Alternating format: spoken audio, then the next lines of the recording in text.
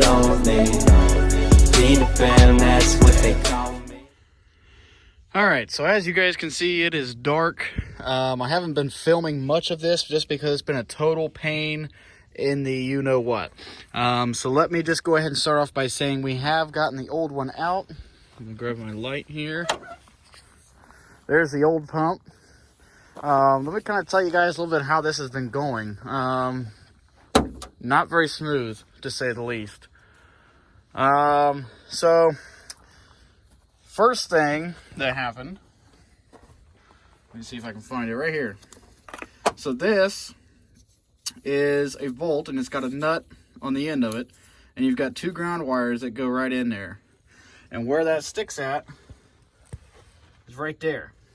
Well, as you can see, this nut was so frozen that there was no getting it off. So I had to cut both of the ground wires, one of which runs back, I would assume, for the injectors. I'm not sure. The other one goes back up to your negative terminal on the battery. So I had to go purchase new connections for the ground wire for the battery, just because of the size, the sheer size of it. A normal connector would not work. So that was one of the issues that we had. The second issue, if you guys can tell, there's a new pressure hose on the back of the pump. Upon taking the old one out, I'll show you what happened. Instead of the line coming loose where it should have, which is right there, that smaller nut, it broke loose off on the pump. And in turn of me trying to hold the one on the pump still and take the small one loose, it bent the hell out of the line. Excuse my language. So that line was no good. So we had to take the line out all the way down at the steering box, which was a project in itself, and replace it, which you can see it's right there. So we had to replace that line, so we've got a new pressure line. And then the other issue that we had was, actually I'll show you the old one.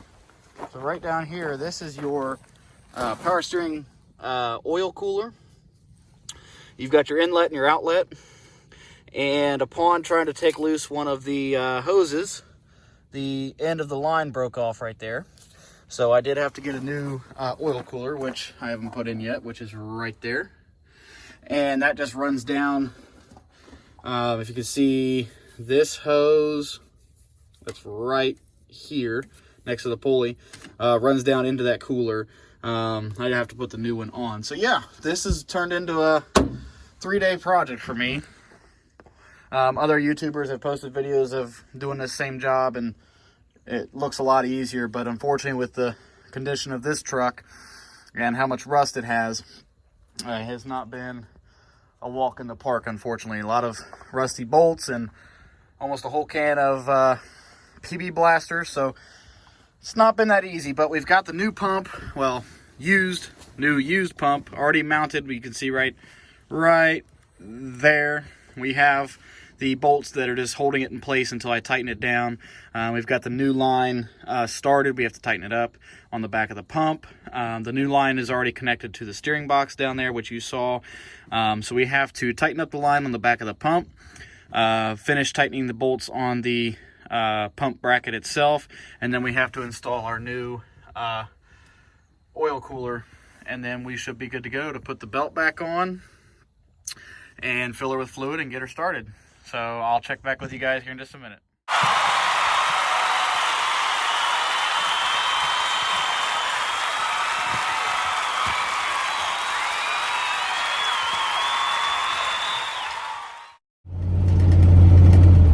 That's right.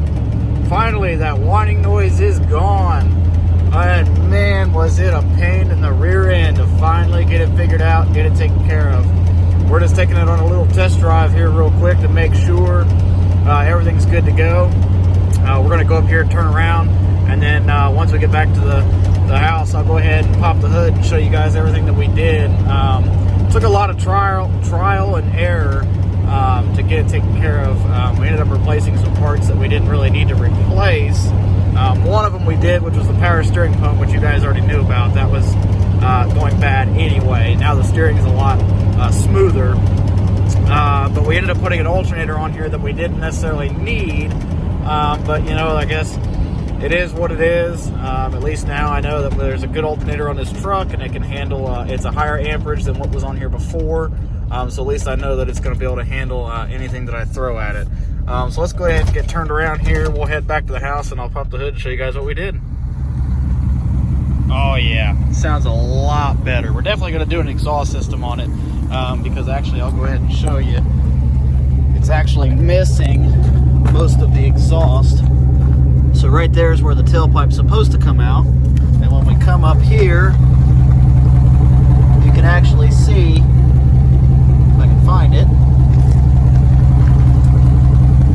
right there, it's broke off, rusted off, and the rest of the tailpipe's back here. So we will eventually put a all new exhaust system on here, but it definitely sounds a lot better than what it did. So let's go ahead and pop this hood, which, man, does that new grill look so good. Oh yeah, sounds so much better. So a couple things that are gonna need done at some point are the exhaust manifolds there. They're old, they're rusted, they're ticking a little bit, so they'll eventually need to be done to really make this thing sound good. So I'm thinking starting from here all the way back, we'll get a new exhaust put on here. Excuse me. And that'll take care of that. We got to get the rear brakes done. It stops okay for now, but we got to get them bled and get the new rear brakes put on. And a couple other things which we'll go over in another video. Excuse me, I think I'm starting to get a cold. Well, as you can see, we got a new alternator. We did end up putting on a new used power steering pump, and then we had to have to replace the pressure hose there. So we took care of that, and then the whining noise we had traced back to this alternator. So I got a new one, a remanufactured one, put it on, and we were still getting the whining noise. And at that point, I was really lost as far as to what it could have been. So I took it to a good local mechanic, and come to find out, right down there, that's the idler pulley. It was the bearing inside that idler pulley. I wasn't able to film the old bearing or to get any pictures of it. But the old bearing, when you put your finger in it, you could barely turn it with your finger. It sounded like gravel. It kind of squeaked a little bit. It made like a humming noise when you turned it with your finger. And again, you were barely able to do that. So I took it down to my good mechanic down here in town. He got a new bearing because he had originally told me it was the alternator, and he felt bad. So he went and tapped out that old bearing and that idler pulley and tapped in a new bearing for me. And I just put it on a little while ago, and it sounds great now. It's quiet, no more whining. Obviously with the exhaust, it's still a little loud. But yeah, so we finally got that done. The alternator, I didn't get to film any parts of replacing it just because it was such a pain in the butt trying to figure all this stuff out. So I really wasn't thinking about filming. I apologize for that. But I'll kind of walk you through what all was entailed in replacing. So first thing, you got to take the belt off. Right down here is your tensioner pulley. That's a 15 millimeter socket. Put that on there.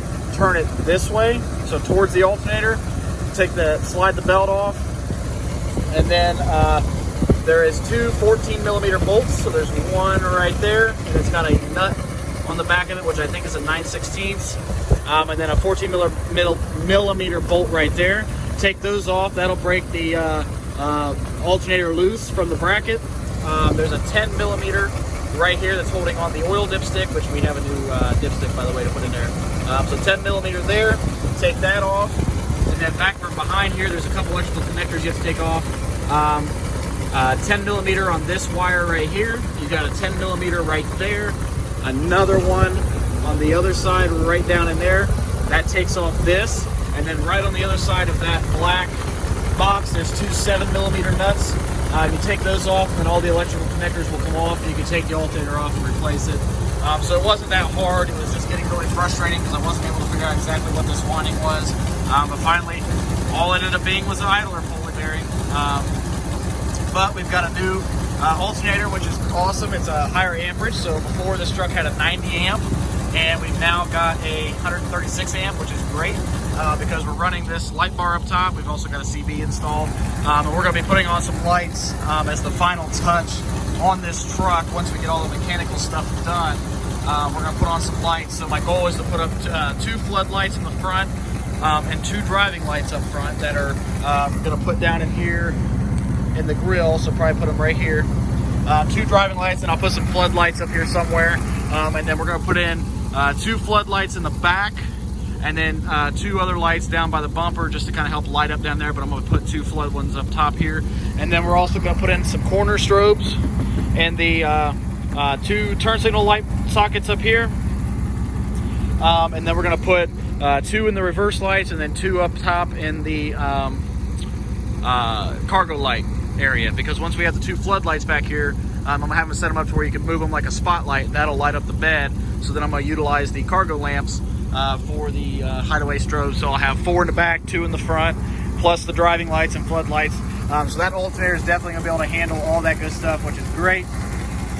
But yeah, finally got it all done. You guys heard on the test drive, it sounds great. I'll go ahead and hit the throttle here for you.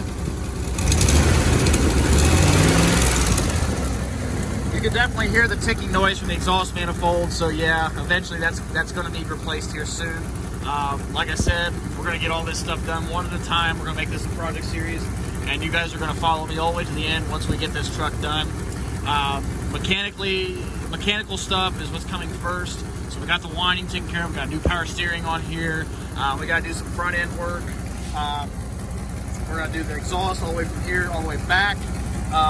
Beef up the rear suspension, put in new leaf springs, shackles, mounts, whatever, anything back there. We're going to get everything done.